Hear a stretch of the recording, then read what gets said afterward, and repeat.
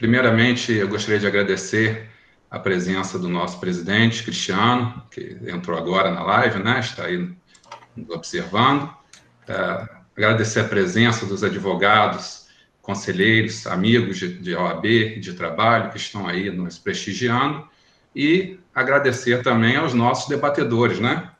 Dr. Tiago Abud, da Fonseca, e Dr. Antônio Carlos dos Santos Filho, que são aí experts na área do direito criminal, têm uma experiência prévia muito grande no assunto do tema, né, da nossa palestra, que é a Covid-19 e os reflexos no sistema prisional.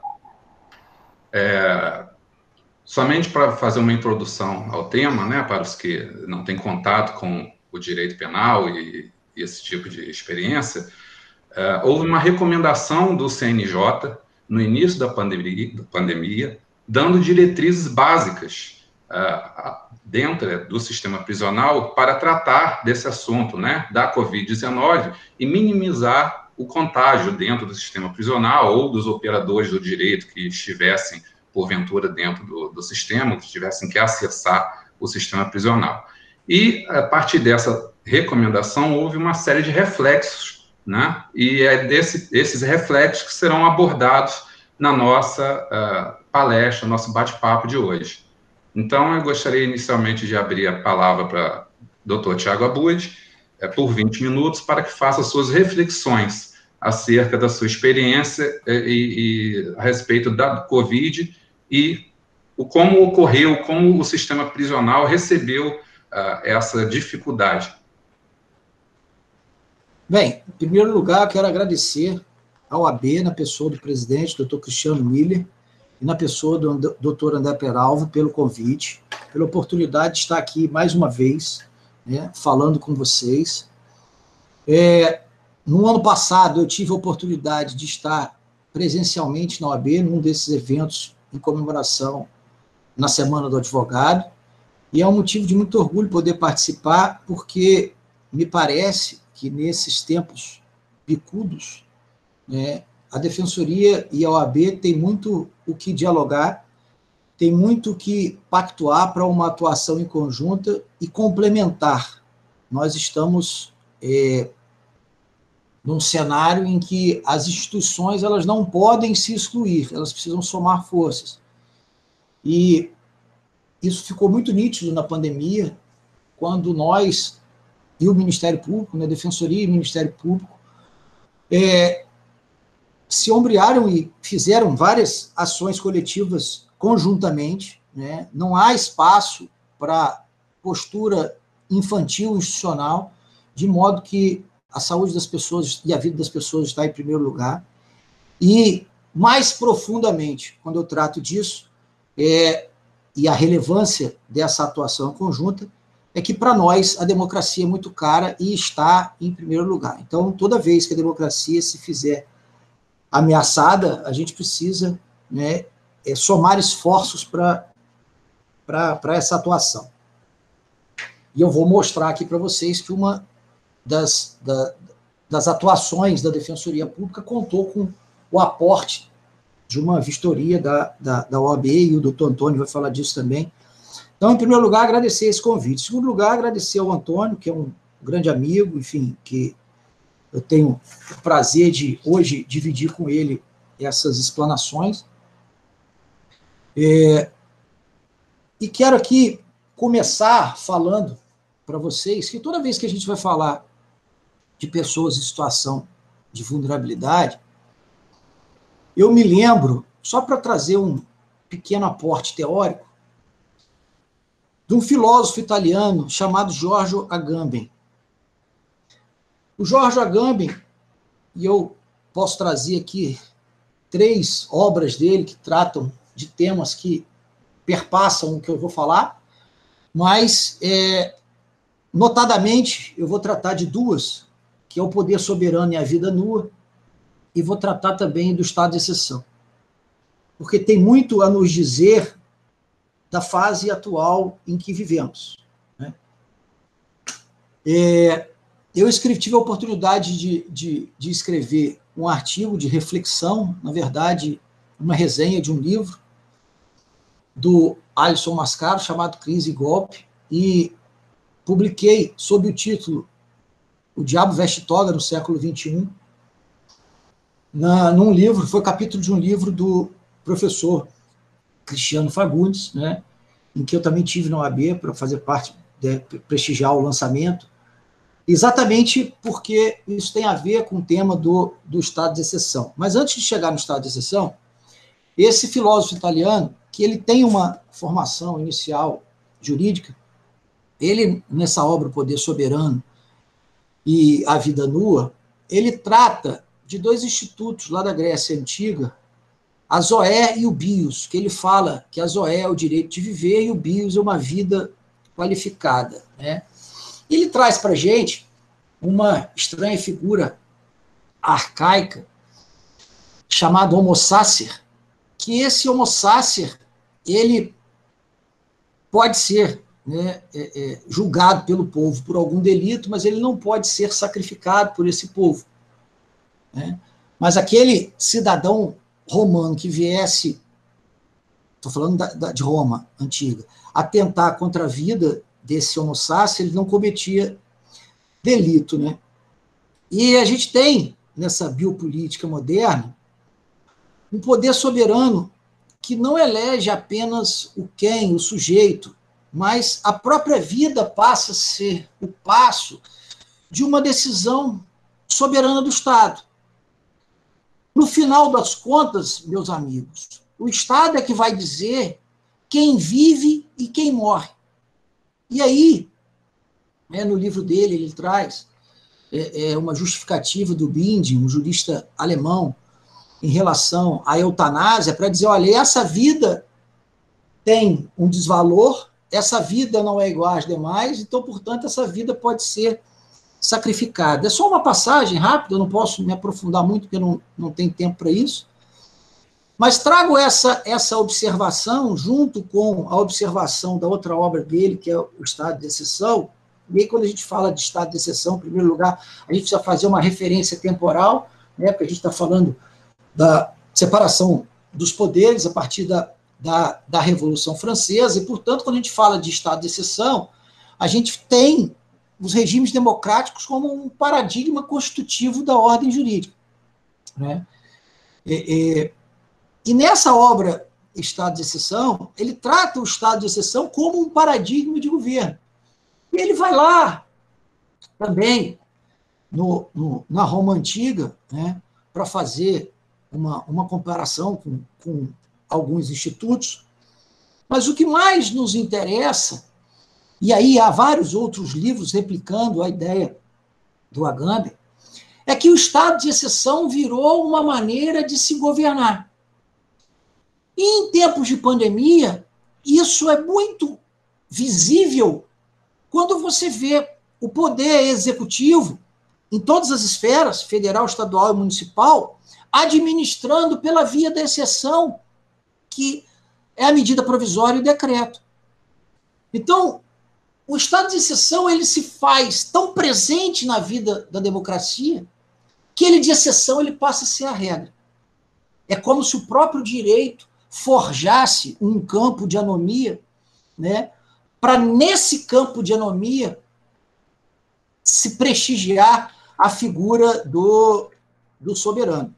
E aí, se você voltar lá em Hitler, na Alemanha, quando ele assumiu o poder, ele suspendeu a Constituição, e a Constituição ficou 12 anos suspensa, sem ninguém contestar, na base do decreto.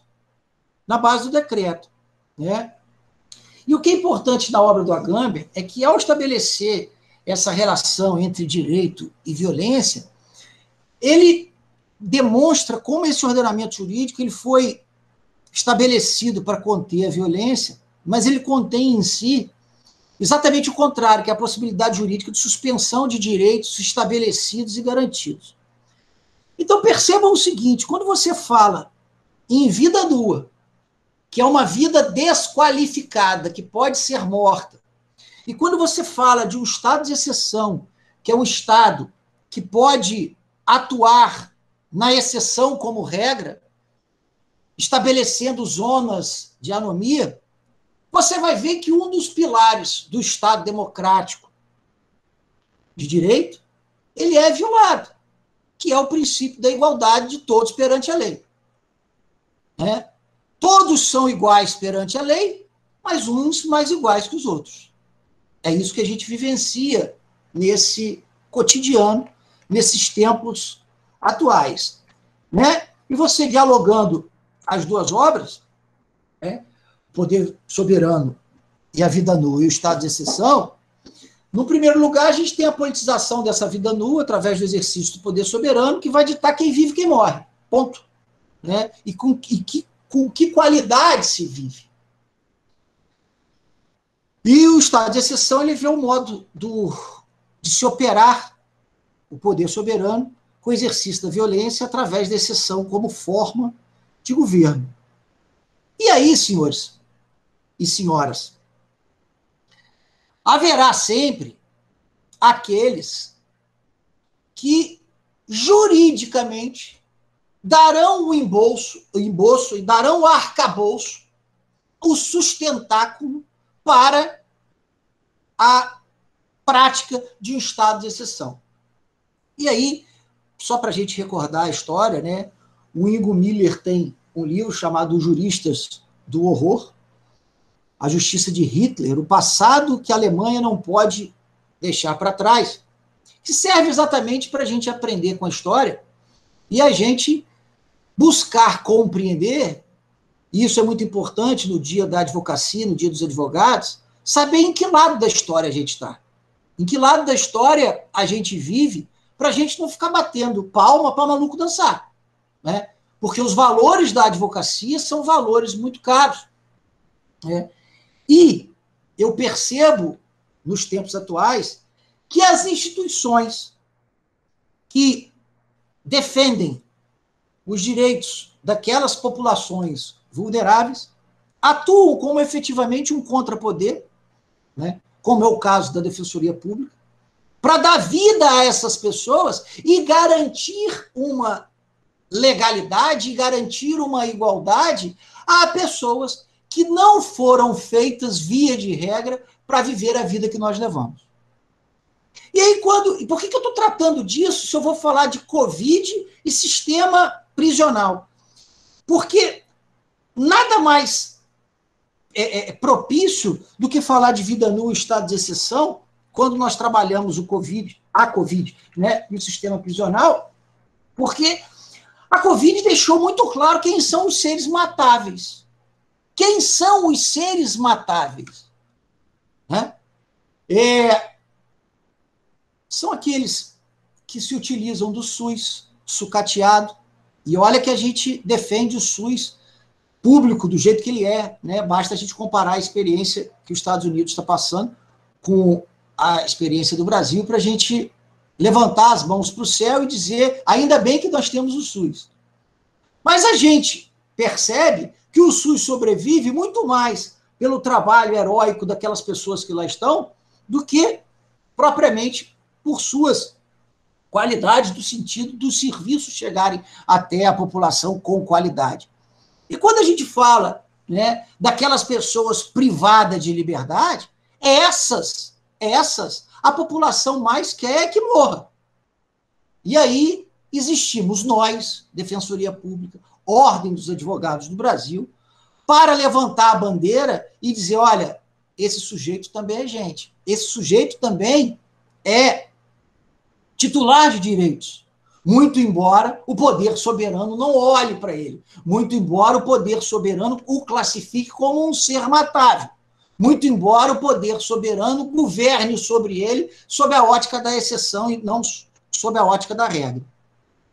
E aí, eu quero fazer para vocês um retrospecto, e por incrível que pareça, só me faltam 10 minutos, do que a Defensoria vem fazendo em relação ao sistema prisional, e eu vou trabalhar um estudo de casos do presídio Carlos Tidônio da Fonseca em Campos dos Goytacazes, e vou tentar pontuar de uma maneira breve, em razão do tempo exíguo que nós temos. Em agosto de 2019, portanto, antes da pandemia, a Defensoria Pública ajuizou uma ação civil pública em relação ao sistema prisional de Campos dos Goytacazes e fez nessa ação civil pública 8 pedidos. 8 pedidos.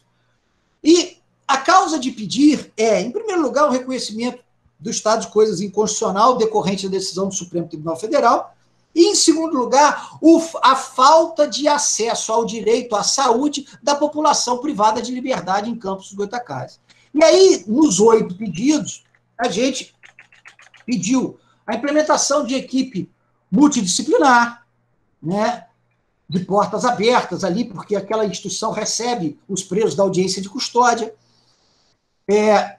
um plano de ação estadual de atenção à saúde da pessoa privada de liberdade, a elaboração desse plano, a manutenção permanente do cadastro nacional de estabelecimento de saúde em relação aos profissionais que estão lá trabalhando com a sua jornada de trabalho, quem são os profissionais, né?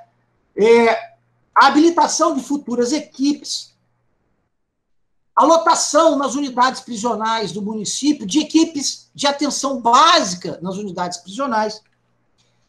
E pedimos também o planejamento de equipes provisórias até a implementação da equipe definitiva, abastecimento dos ambulatórios das unidades prisionais com medicamentos, né? E a disponibilização de ambulância. Porque não há, pasmem os senhores e as senhoras, não há médico no presídio de Campos dos Goytacazes e não há ambulância no presídio de Campos dos Goytacazes. Se o sujeito estiver morrendo, ele tem que competir com o carro do SOI que leva e traz preso para a audiência, para saber se primeiro o SOI atende o juiz na audiência ou se primeiro resguarda a vida daquele que está passando por um problema de saúde e precisa ser levado ao hospital. Muito bem. E aí, basta dizer, né, que se não tem médico, não tem ambulância, muito menos medicação adequada, disponível, enfim. E nessa ação civil pública, nós consignamos no polo passivo, além do Estado, o município de Campos dos Goytacazes. E vocês vão me perguntar assim, mas o município por quê, Tiago? Por que o município vira réu nisso? Porque nós fizemos uma consulta ao Ministério da Saúde, e o Ministério da Saúde diz expressamente numa resposta à Defensoria o seguinte: os municípios têm a responsabilidade e recebem verba federal para a saúde no nível mais básico. E quando nós, poder público, fazemos a conta do repasse para os municípios, fazemos a conta do repasse calculando toda a população, o que inclui a população privada de liberdade. Então, essa saúde básica, sustentamos nós na ação civil pública, que deveria ser prestada em conjunto por Estado e município, até porque é o município que está aqui recebendo o dinheiro para isso. Obviamente que a contestação do município foi no sentido de dizer assim, olha, eu não tenho nada a ver com isso. Né? Quem tem a ver com isso é o Estado, porque o sistema prisional cabe ao Estado. Percebam a zona de anomia que esse sujeito vive, ou que essa sujeita vive, por ter transgredido a lei e por ter sido privado de liberdade. Ninguém quer ele, ninguém quer ela, ninguém quer se responsabilizar em prestar esse serviço de saúde. Nós tivemos a tutela de urgência deferida em face do Estado apenas, agravamos, perdemos no tribunal, tá? E continuamos lutando, trazendo com todas as nossas forças os documentos que subsidiam a nossa pretensão de condenar os dois. Fato é que o Estado, a despeito de ter contra si uma tutela de urgência deferida, até hoje não implementou o básico naquela unidade para tratar do estudo de caso do presídio. Em 17 de 3 de 2020, veio a pandemia, né, e a recomendação 62 do CNJ. E na recomendação 62 do CNJ, o que nós temos de uma maneira geral? Recomendação pelo CNJ aos magistrados com competência criminal, com competência infracional, com competência em execução penal, para se prestigiar a vida em detrimento do encarceramento, tendo todo o cuidado e zelo em relação às pessoas contaminadas, em relação às pessoas no grupo de risco, né? E, sobretudo, considerando as questões peculiares desse sistema prisional, dependendo da análise de cada unidade prisional. Então, essa grosso modo, é a recomendação 62 do CNJ. E aí, recomenda-se prisão domiciliar, recomenda-se o não retorno daqueles presos extramuros que trabalham, né, fora e que teriam que regressar. Se recomenda a mesma coisa para a visita periódica ao lar. Muito bem. Em relação à visita periódica ao lar, em relação aos presos do trabalho extramuros, ok, isso foi feito na caneta pelo juiz da VEP. Em relação aos presos do grupo de risco, aí é que vem a grande questão. Porque isso não foi obedecido. Foi uma recomendação que entrou por um ouvido e saiu pelo outro, o que, infelizmente, tem sido comum na justiça criminal brasileira. E eu vou fazer essa pontuação, porque o ministro Rogério Schietti, há um mês atrás, menos do que isso, disse com todas as letras que os tribunais de justiça estaduais, notadamente o Tribunal de Justiça de São Paulo, não cumprem as decisões, as orientações jurisprudenciais dos tribunais superiores, STJ e STF, naquilo que garantem direitos aos presos e processados criminalmente. E ele deu o exemplo do tráfico de drogas, que é uma das portas de entrada mais largas do sistema prisional, né? E aí essa recomendação, ora, para uma magistratura que não cumpre uma orientação sedimentada, a recomendação em nada foi a mesma coisa, infelizmente. E aí a gente tem um presídio, que é o presídio Carlos Sunoco da Fonseca, com capacidade para 768 pessoas privadas de liberdade, e que atualmente conta com 1.855. Ou seja, mais do dobro da sua capacidade. Mais do dobro da sua capacidade. Agora você imagina se dentro desse contexto é possível colocar quem esteja contaminado pela Covid em isolamento. É óbvio que não, né? Muito bem. E aí a gente tem o conhecimento de 2 certidões de oficiais de justiça que muito bem demonstraram as situações, essas certidões de oficiais de justiça circularam em vários grupos, e eu trouxe isso para dentro da ação civil pública, demonstrando exatamente esse estado de coisas inconstitucional, notadamente no que se refere à superlotação, à contaminação de presos, que os presos não queriam se declarar como aqueles que estivessem com Covid. Por quê? Porque inicialmente havia a segregação na solitária, depois houve transferência. O fato é que, mesmo doente, aquelas pessoas não podiam se declarar doentes, porque seriam, entre aspas, castigadas, receberiam uma espécie de punição velada. E a Defensoria fez essas petições, né, juntando o relatório da OAB, que o doutor Antônio vai falar, porque ele produziu lá em loco, o relatório da Secretaria Municipal de Saúde. E esse relatório da Secretaria Municipal de Saúde, eu já estou me encaminhando quase que para o final, ele traz para a gente um dado que é o seguinte: olha, nós tomamos conhecimento na conversa com a direção de que tiveram 477 pessoas privadas de liberdade testadas para a Covid.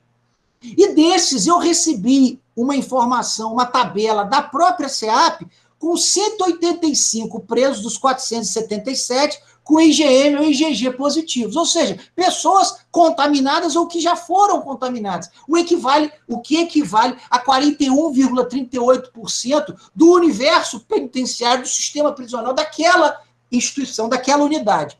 Agora você imagina o seguinte: se lá que nós temos 1.855 pessoas presas, nós contamos, né, com uma proporção de 41,38, se você testar todo mundo e essa proporção prevalecer, nós temos mais de 700 pessoas contaminadas. E aí eu preciso lembrar para os senhores e para as senhoras que em Campos, ontem, nós tínhamos 3.404 pessoas contaminadas pela Covid. Só que Campos tem 500 mil habitantes e o presídio tem 1.855 moradores ilustres. Muito bem. E aí, meus senhores, a justiça que nega o direito para essas pessoas, a justiça que não reconhece em determinado momento o direito dessas pessoas, concede um habeas corpus para o Queiroz. A justiça que não reconhece direito para essas pessoas concede em determinado momento um habeas corpus por um cavalo em São Paulo. E aí, senhores, por isso é que eu termino voltando de onde eu comecei para falar de vida nua, para falar de estado de exceção. O que parece para nós? Parece para nós que determinados grupos de pessoas, como são os privados de liberdade, não têm direito à vida. Não têm direito a ter direitos e usufruir de direitos.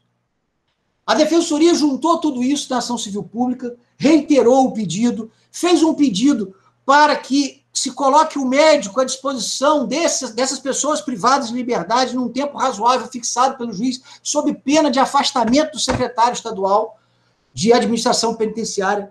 A Defensoria Pública pediu para ampliar essa decisão e incluir o município. A Defensoria Pública continua pedindo, porque é o papel dela. A Defensoria Pública ingressará com um habeas corpus coletivo para todos esses presos, sobretudo os do grupo de risco. Talvez esse habeas corpus coletivo seja distribuído amanhã, tá? E aí, percebam, o nosso papel é lutar e dizer de que lado estamos. Agora, nós precisamos também ter um papel, e aí eu vou encerrar aqui, André, porque eu já passei 2 minutos, de dizer para a sociedade que a gente não pode ter a disfarçatez de cobrar dessas pessoas que elas não rescindam, de cobrar dessas pessoas que elas voltem para a vida em sociedade e não transgridam as leis. Por quê? Porque, em primeiro lugar, a gente não garante o mínimo de direito a essas pessoas privadas de liberdade. Em segundo lugar, no estado de coisas inconstitucional que nós temos, o Estado brasileiro é o maior violador da lei. E o não serve de exemplo para quem quer que seja. E nós não podemos exigir, portanto, dessas pessoas que o sujeito saia de lá e viva em sociedade novamente, como se nada lhe tivesse acontecido. E não é difícil imaginar o que essas pessoas passam, independentemente do que elas tenham feito e da pena que elas tenham que cumprir. Mas já pararam para perceber que o Estado é responsável pela vida dessas pessoas?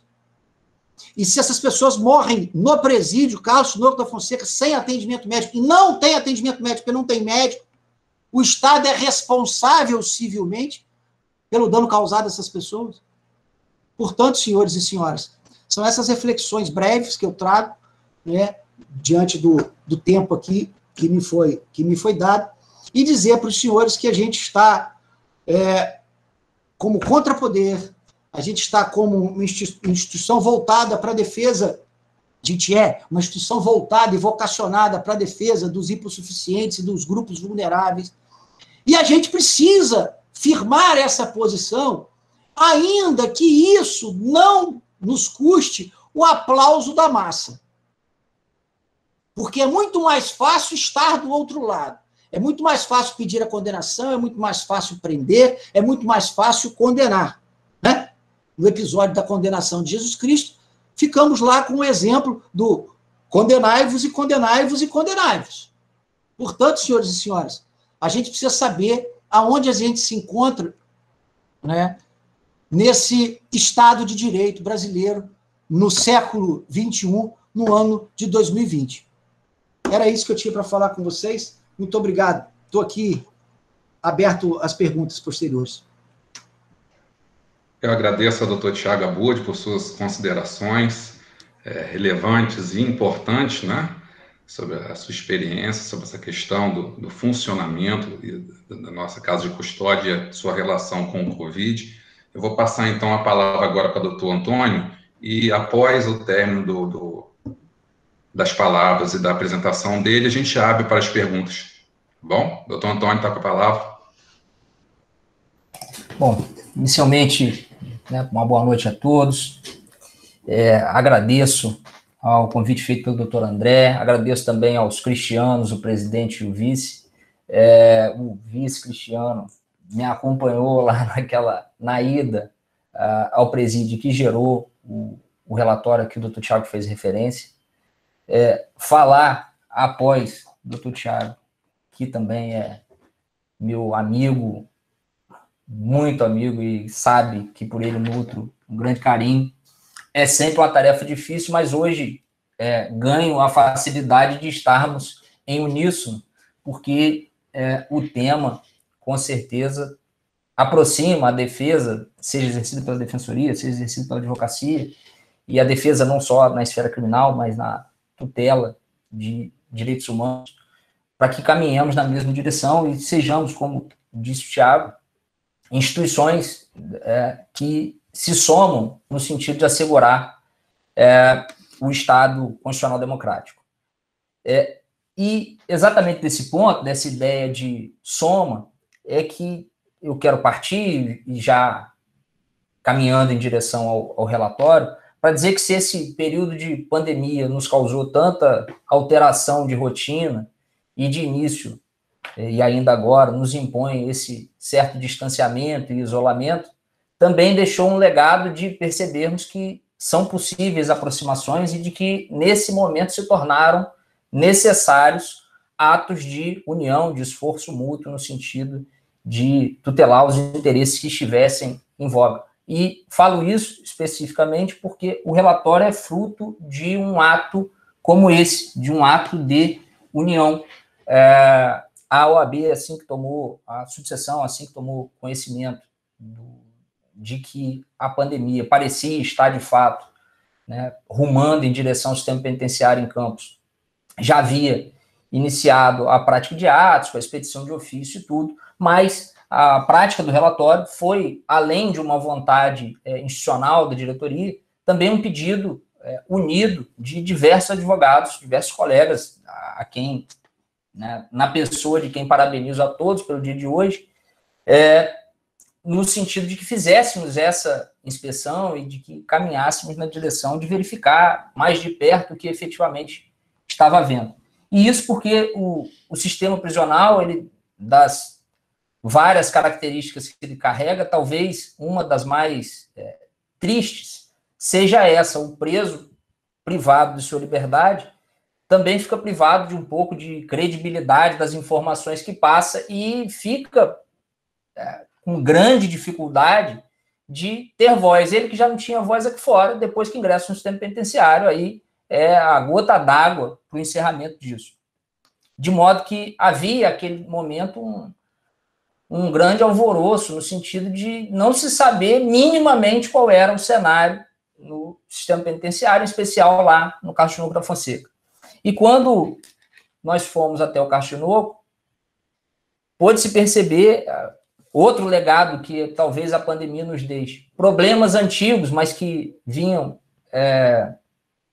com os quais a sociedade caminhava no seu ritmo normal, agora com a pandemia, com a possibilidade de focar mais, de parar mais, de olhar mais para cada coisa, e até pela sensibilização de saúde pública que a pandemia causou, ficaram mais à tona e ficaram mais evidentes.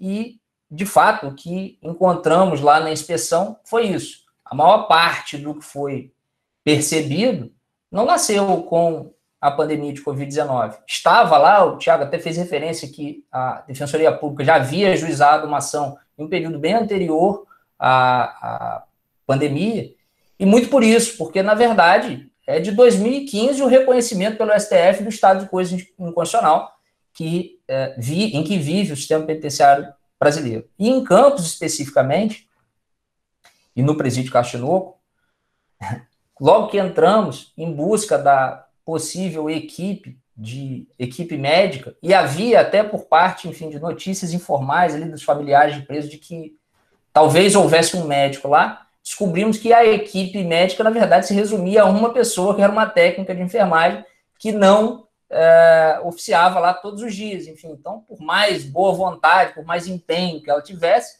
ainda que ela passasse 100% da jornada de trabalho dela fazendo atendimento aos internos, impossível seria que ela, em tempo razoável, conseguisse pelo menos conversar com os internos, não digo nem prestar nenhum atendimento médico. E com toda a carência que o sistema de saúde já tem aqui fora, mas lá dentro, extremamente piorada, sem acesso ao básico. E isso ficou marcante para mim e para o Fagundes, que também esteve lá.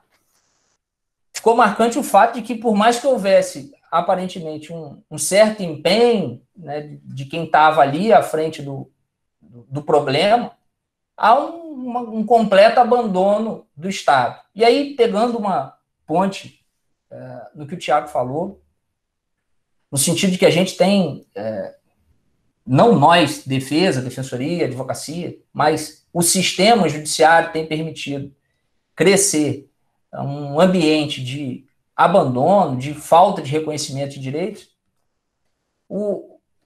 A geografia do presídio permite a gente chegar à conclusão do que o Estado tem entregado a nós. Então, quem entra na central de custódia enxerga um Estado do Rio de Janeiro muito diferente, para os colegas que não conhecem o presídio da central de custódia, é um prédio construído dentro do próprio presídio, enxerga um Estado do Rio de Janeiro muito diferente daquele que se enxerga um portão depois, quando se passa ao pátio da unidade, ao parlatório da unidade. Enfim, o mesmo Estado que consegue construir e manter uma central de custódia, né, com piso luxuoso, com ar-condicionado, com um ambiente todo especial, é o Estado que, há poucos metros para trás, não consegue entregar comida, o remédio mais básico, não consegue prestar o atendimento de saúde básico.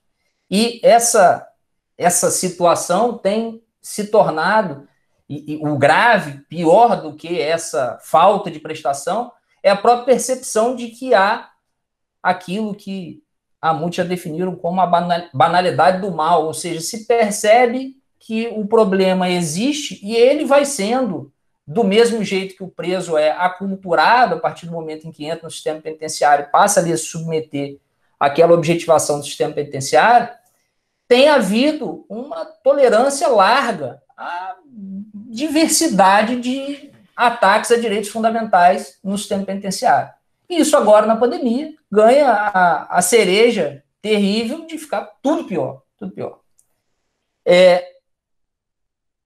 Não bastasse essa dificuldade ou essa carência, essa falta do Estado presente no sentido de assegurar o mínimo, como o Tiago também fez referência, há o fenômeno da prisionização, ou seja, do momento que ele ingressa no sistema penitenciário, é imposta a ele uma série de comportamentos que ele passa a adotar em virtude da condição de aprisionado.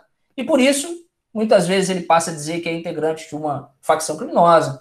Ele acostuma a entender que ele não pode clamar pelo atendimento de saúde, sob pena de, clamando e uma vez atendido no sistema médico externamente, se for identificado como alguém que não está com algo grave, retornar e sofrer uma punição. Muitas vezes não é uma punição direta, mas por vezes basta tirar ele da cela, manter ele em outro ambiente por dias, ou adotar qualquer procedimento burocrático que dificulte, por exemplo, a visitação das famílias, e pronto, está implementada a punição.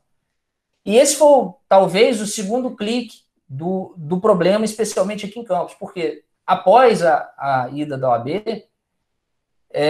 o que a gente passou a identificar foi o seguinte: muitos presos nem queriam mais, nem eles mesmos, pedirem um atendimento médico, e alguns, inclusive, pediam que os próprios advogados não incluíssem isso no pedido ao judiciário. Por quê? Porque a esse momento, já passado algum tempo da pandemia, já havia se percebido que a recomendação do CNJ não estava sendo cumprida, e era certeza de que, feito o pedido de liberdade, o preso não ia ser solto, ainda corria o risco do magistrado expedir ofício à SEAP, por exemplo, para que adotasse providências no sentido de assegurar a saúde. Qual providência adotar para assegurar a saúde de alguém que está num lugar que cabe em 700, tem quase 2.000 e tem uma técnica de enfermagem lá com o mínimo de remédio? Não há providência. E o que o Estado passou a fazer era pontualmente transferir os presos para hospitais de custódia.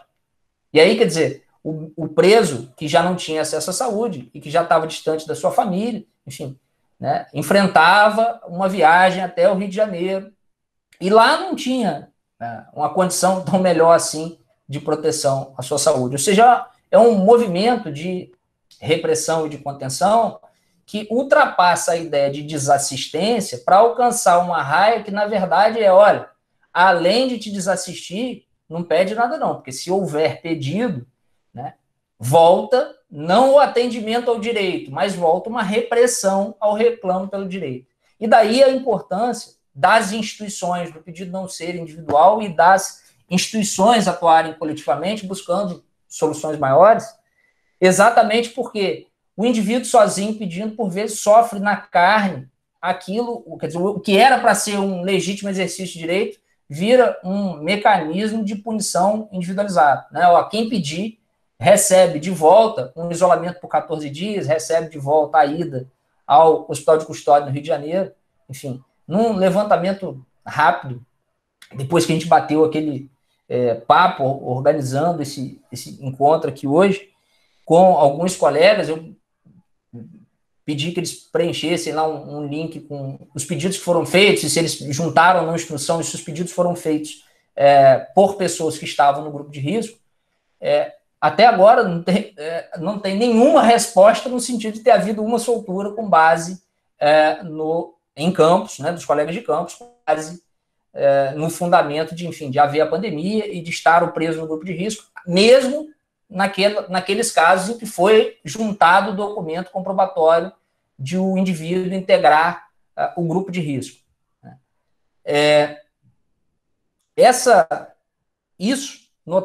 Notar que há a recomendação, e aí, numa ironia triste da vida, a OEA, acho que foi semana passada, fazendo uma avaliação lá pela Comissão Interamericana de como estava a tutela dos presos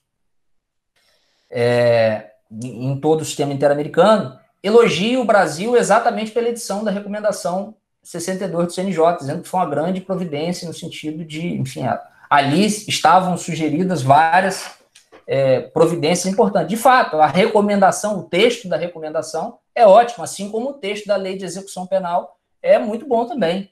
Ainda que mereça alguma crítica e com as várias alterações que sofreu, mas a raiz do texto é muito boa.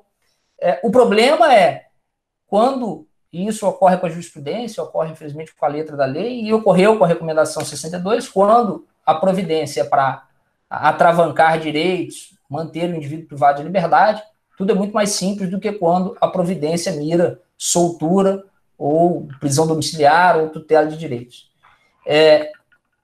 Semana passada, o Tribunal de Justiça do Estado do Rio de Janeiro editou um ato em que, em consonância com o que havia determinado a SEAP também, suspende o transporte de réus presos para os fóruns.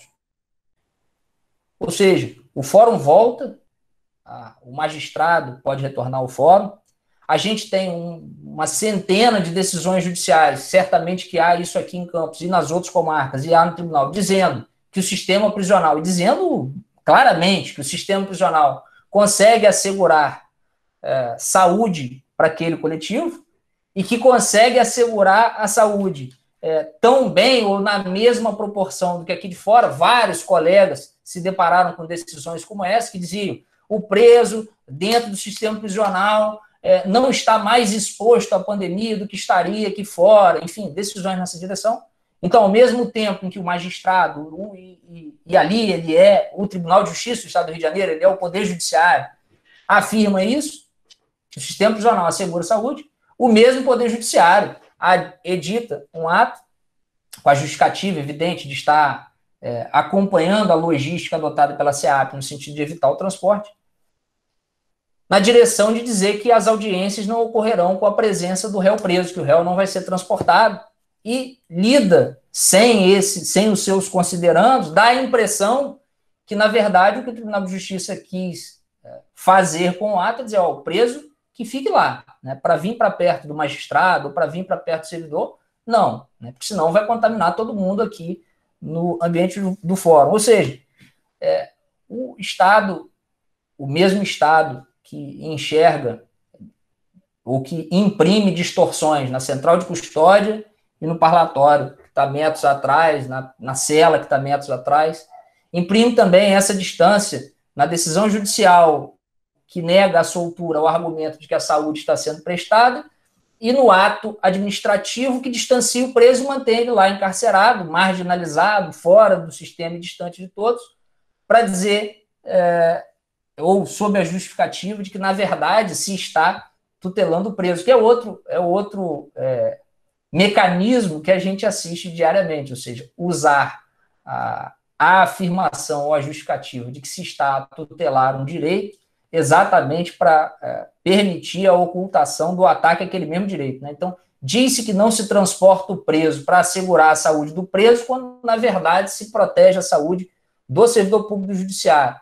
E, com isso, a saúde do preso continua maltratada, porque ele segue lá distante da sociedade, longe de tudo, sem que ninguém saiba, né?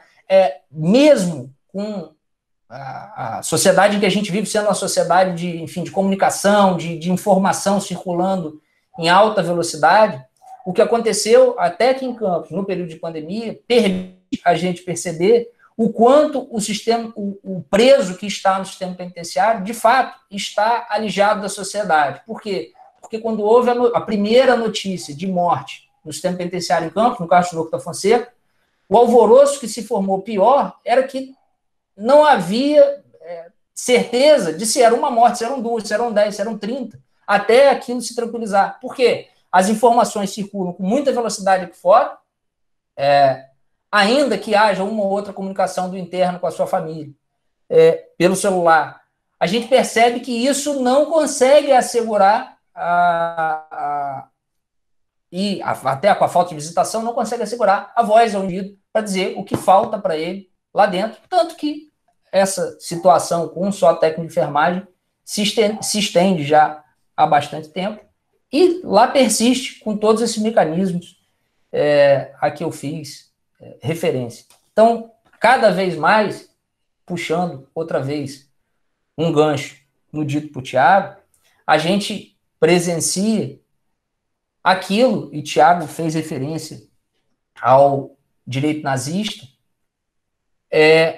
a gente presencia aquilo, ou a conduta, que se via em Adolf Eichmann, que julgava ou que se consolava dizendo estar só cumprindo as regras, fazendo o básico, enfim, pondo-se cego a tudo que estava acontecendo sob a justificativa de estar abraçado na legalidade ou nas diretrizes que à época havia, como hoje, né? A recomendação é só uma recomendação, ela não é uma determinação. Enfim, com essas considerações, então, e atento ao tempo, eu finalizo e fico também disponível às perguntas. Doutor Tiago, eu gostaria só de pontuar qual é a sua opinião sobre a relação da população carcerária e o grupo de risco aqui na nossa casa de custódia. Pelo perfil dos detentos que estão no presídio, existe uma grande relação com o grupo de risco ou não? Você tem esse dado? Olha só, André, eu não tenho hoje para te dizer quantos são do grupo de risco. Certamente terei isso amanhã, quando da interpretação do habeas corpus. Mas não é uma característica do sistema prisional que, por exemplo, nós tenhamos pessoas com idade avançada. O sistema prisional, o sistema de justiça criminal, vamos nos antecipar ao sistema prisional, o sistema de justiça criminal, a polícia na rua, o delegado de polícia, o Ministério Público, o judiciário, eles selecionam normalmente quem? Tráfico de drogas e crimes patrimoniais. Esse é o grosso do sistema penitenciário, das pessoas que frequentam o sistema penitenciário. E quem são essas pessoas que praticam esses crimes? Notadamente, pessoas jovens. Então, em relação à idade, não tem muita gente. Agora, relacionado a problemas de saúde, é possível que se tenha mais, obviamente, porque pode ser um jovem com comorbidade, com doença de saúde, com problema de saúde, mas eu não tenho esse número exato para te precisar, mas eu terei ele amanhã, porque a gente tem esse pedido dessa informação, e isso estará disponível para a interpretação do habeas corpus.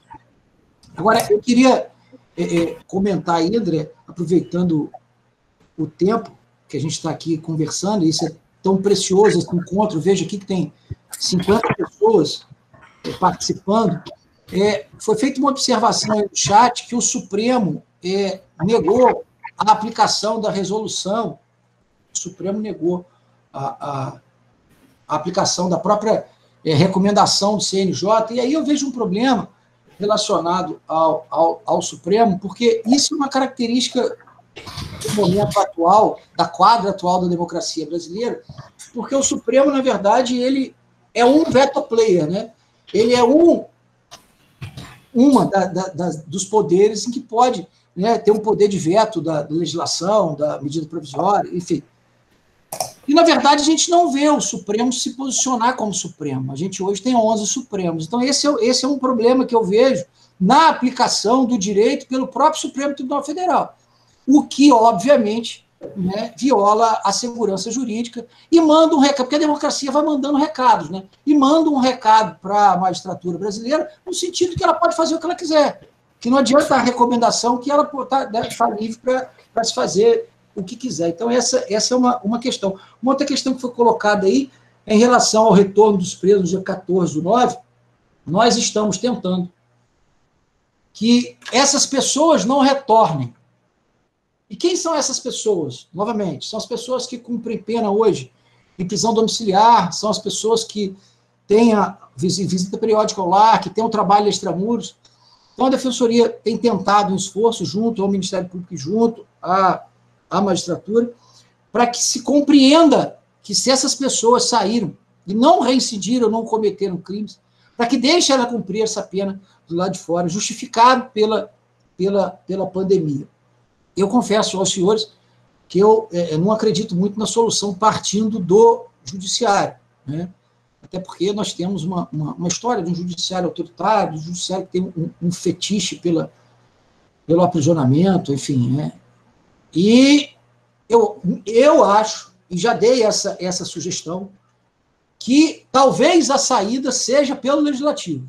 Um projeto de lei, né, visando essas pessoas, porque, independente, doutor André, você que é da Comissão de Direitos Humanos, independente da pessoa compreender que todo cidadão é sujeito de direitos, e que toda vida precisa ser preservada, e todo direito precisa ser garantido, independente disso, matematicamente, se a gente for botar no papel a conta para um Estado, para um poder público, que diz que não pode gastar, né, com outros direitos, a gente jogar fora R$2.000 mensalmente por cada preso, né, se ele já cumpriu uma das funções da pena, que é a ressocialização, e percebam do que eu estou falando. Eu tenho um exemplo, não posso citar o nome, mas do preso que saiu por essa decisão da VEP de não retornar por conta da visita periódica ao lar, e hoje está trabalhando de carteira assinada. E ele não pode declarar isso. Por que ele não pode declarar isso? Porque, a rigor, ele teria que ficar em casa. E aí, se a Defensoria ou a advocacia, quem patrocina os interesses desse cidadão, peticionar isso, é capaz dele ter como entendido a violação àquela determinação e uma regressão de regime. Olha a que ponto nós chegamos. E isso tudo custa dinheiro. Para um Brasil que diz que não tem dinheiro e que precisa cortar. Precisa cortar da saúde, precisa cortar da educação, precisa cortar da previdência, precisa cortar do servidor, né? Enfim, então é esse contrassenso que a gente precisa buscar evitar, e acho que o caminho seja pela via do Legislativo. Confesso a você que não tenho muita esperança dessa decisão advir de um consenso entre as instituições do sistema de justiça. Mas, enfim, essa é uma tentativa que vem sendo feita e a Defensoria está participando, né, intermediando essa questão. O Ralph Lemos perguntou, eu não sei se vocês têm esses dados, o índice de letalidade dentro do presídio relacionado ao Covid. Eu não sei se o doutor Tiago ou o doutor Antônio tem algum número parcial a esse respeito. André, não sei se o Antônio pode complementar isso, mas em relação à notícia oficial, estou falando da notícia oficial porque a gente não pode trabalhar por caminhos oficiosos. É uma morte no presídio Carlos Fernando da Fonseca. É isso que a gente tem de concreto. tá? De concreto é a notícia de uma morte. Foi isso que gerou a ida da OAB lá, foi isso que gerou o pedido da Defensoria Pública para que a Secretaria Municipal de Saúde fosse lá e a Vigilância Epidemiológica fizesse um relatório do que encontrou. Foi esta morte. Até onde eu tenho conhecimento, é esta morte. É a informação que a gente recebeu também, até depois, o expedindo ofício, em resposta ao ofício, foi do mesmo número, uma morte, que foi aquela que precedeu a inspeção. Outra dúvida que eu tive uma notícia, né, li uma notícia no jornal, de que existe uma ACP assinada pelo Ministério Público e em conjunto com a Defensoria Pública para tratar dessa questão da falta de estrutura, né, do sistema penitenciário estadual e essa questão da pandemia. Doutor Tiago, tem alguma notícia sobre essa ação, da tramitação, como é que funcionou esse manejo? Nós temos lá na capital, porque aí se refere a todo o sistema penitenciário estadual, né, a todas as unidades prisionais, uma ação coletiva manejada em conjunto com o Ministério Público por conta do último concurso para a saúde da SEAP datar do ano de 1998. Então, desde o ano de 1998, nós não temos concurso na área da saúde para a SEAP. Quem foi saindo, quem foi se aposentando, ou quem foi deixando a carreira por qualquer questão, não foi substituído. E, por conta disso, nós temos essa ação civil pública tramitando, né, está em andamento na capital.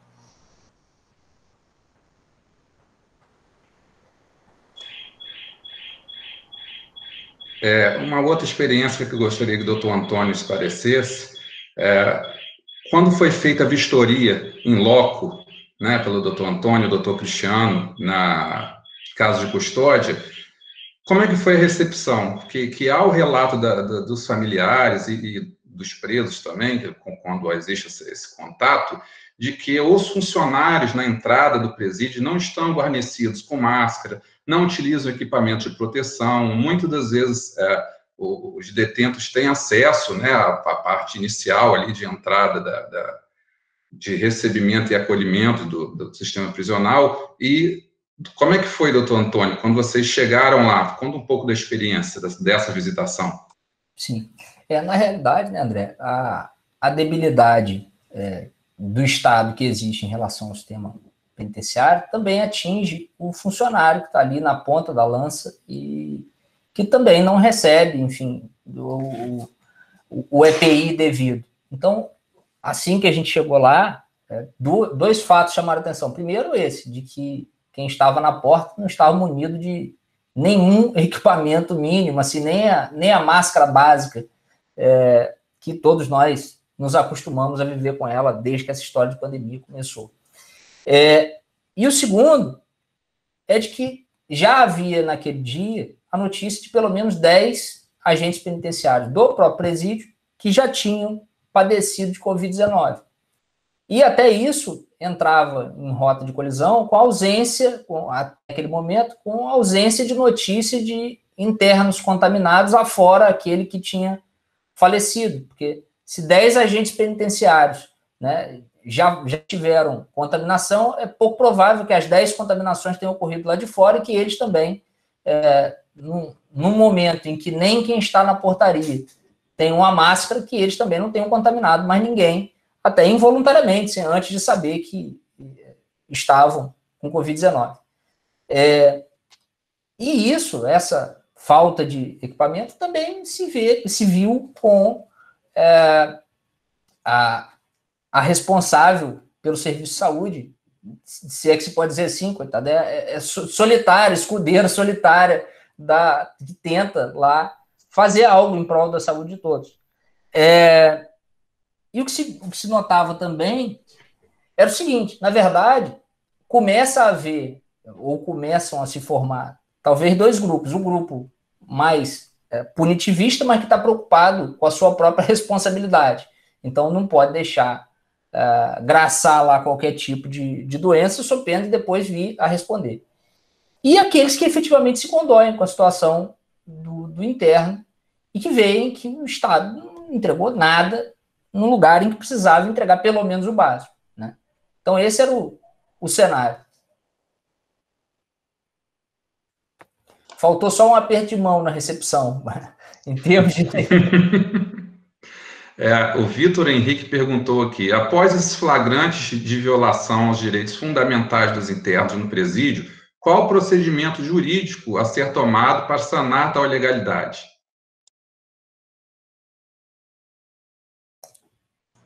Tiago, tem essa fórmula?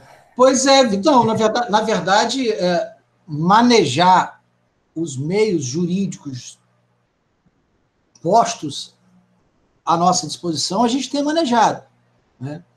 A gente tem pleiteado junto ao Poder Judiciário, tanto na ação civil pública, quanto individualmente para aqueles que estão no grupo de risco, as suas solturas, enfim, né? Mas a gente não tem obtido isso, né?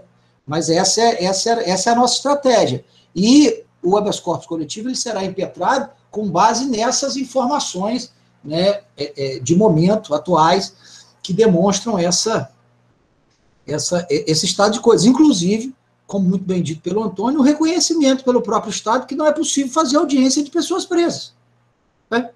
Enfim, e por que não é possível? Não é possível porque a contaminação está lá dentro e essas pessoas não podem ser trazidas para audiência para não contaminar as outras pessoas, né? Em suma, são esses os argumentos. Se eles serão acolhidos ou não, isso é uma outra história, porque a gente também tem um plano da concretização dos direitos. E na militância, na defensoria, a gente tem visto uma dificuldade enorme de se cumprir decisão judicial contra os poderes, notadamente o Estado. Né? É muito difícil. Contra os municípios, o judiciário tem sido muito voraz, muito eficiente, muito rápido. Agora, contra o Estado, é tudo mais difícil. E o processo já prestigia o Estado, né? Porque o Estado maneja recursos que as outras partes não podem manejar. Como, por exemplo, aí eu estou falando do tema do Cristiano Milho, a suspensão, né, de segurança, dos efeitos de uma liminar e tal. Enfim, e aí você dá várias fases e várias etapas para ele ir indo descumprindo decisão judicial até que ele chega a um ponto em que, né, que essa decisão cai, enfim, a gente não consegue dar efetividade. Mas a gente tem tentado. Pedido, vocês podem ter certeza que tem sido feito, e a gente tem tentado buscar efetividade, porque direito também sem efetividade, ele vira uma simples folha de papel, né? E aí a gente não tem a aplicabilidade dele e não serve de nada.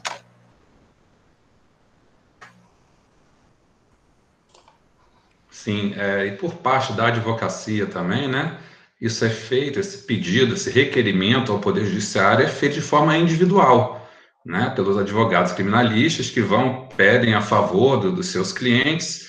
Eu tenho um caso específico que eu cheguei aí até o STJ solicitando a concessão da prisão domiciliar de um preso já de certa idade, cardíaco, e como o doutor Tiago Abud comentou, a gente dá soco em ponta de espada, e chega no processo em primeira instância, o juiz assevera que o presídio tem condições de assegurar a saúde do interno, e vai para o Tribunal de Justiça em nível de habeas corpus, e com o pedido do desembargador se sustenta o seu voto com base nas informações do magistrado aqui de Campos, que diz que o presídio tem condições, e igualmente no STJ, onde não há análise, né, não há contato pessoal do julgador com as partes, com o advogado, enfim, é feito de forma eletrônica, e gera essa dificuldade.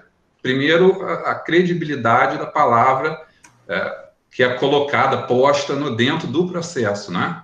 E existe essa dificuldade que eu vejo da magistratura, essa falta de sensibilidade ao tamanho do problema que nós estamos vivenciando, que nós estamos nos deparando. Ô, André, na verdade, o que eu vejo é uma negação da realidade, né? Você não pode enfrentar o problema, você nega que ele existe. Quem conhece o mínimo de sistema penitenciário sabe que ele é de uma esquizofrenia, que se o sujeito chega preso e não tem facção criminosa, ainda assim ele é obrigado a declarar que ele pertence a uma facção criminosa para ter a sua vida garantida no presídio A, B, C ou D. E contra ele, é formulada, talvez, uma denúncia com base naquela declaração de que ele é associado àquela facção criminosa, pelo fato dele, para assegurar a sua vida, ele se declara, né, morador do bairro X, então pertence à facção criminosa Y. Então, se ele não tinha, ali ele passou a ter. E contra ele pode pesar uma acusação mais grave de associação àquela facção criminosa, porque o Estado lhe obriga a assinar essa declaração. E de onde você tirou isso, Tiago? Uma vez, um diretor de uma unidade prisional de Campos foi levado a uma sala de audiência, numa audiência com advogado e com defensoria pública, e ele declarou isso. E o juiz perguntou a ele, falou assim, mas se eu chegar lá preso, o senhor vai ter que assinar a declaração, que o senhor faz parte da facção A ou B ou C, para saber onde você é colocado. Então, é esse sistema que a gente quer lutar para retroalimentar a violência, retroalimentar, né, a criminalidade que a gente vê nas ruas. Enfim, são questionamentos que a gente faz e que a gente percebe que a coisa não funciona, mas que me parece que tem todo um sentido dela ser feita efetivamente para não funcionar.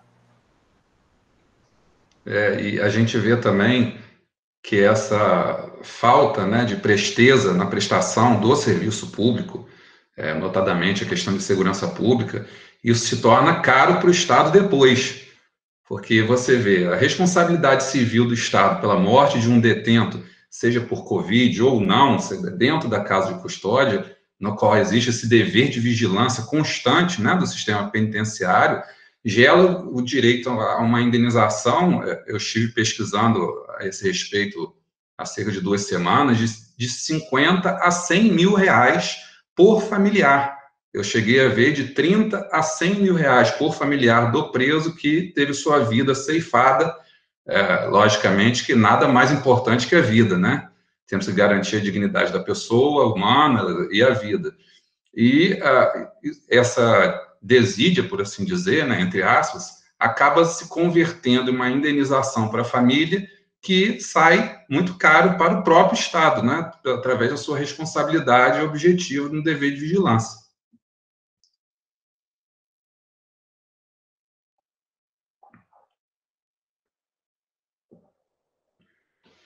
Bem, no mais, eu acho que não temos mais perguntas. O doutor Tiago gostaria de fazer algumas considerações finais, gostaria de se manifestar de mais alguma forma?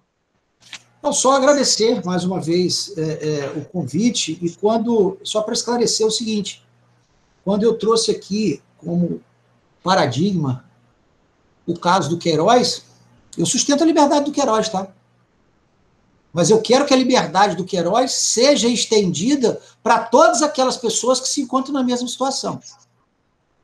É disso que se trata. Então, é só para esclarecer, para não parecer que há uma contradição. Não, não há contradição. A gente é do direito penal mínimo, a gente é do direito penal como última ratio, a gente é de um direito penal que não pode ser aplicado como panaceia para todos os males sociais, como ele vem sendo aplicado. E eu sustento a liberdade do Queiroz, assim como sustento a de todas as pessoas que estão na mesma situação dele. O que a gente não vê é um tratamento igualitário por parte de quem tem que julgar, de modo que a gente traz aí aquela, né, visão filosófica do Agamben para justificar que uns têm uma vida nua, desprovida de direitos, né, ao passo que outros são agraciados pelo sistema. Né? Vejam vocês, a gente está fazendo aqui uma exposição de Covid, sistema penitenciário, e eu trouxe um arcabouço da filosofia, o Antônio foi lá na filosofia para buscar a fundamentação na Hannah Arendt pela banalidade do mal.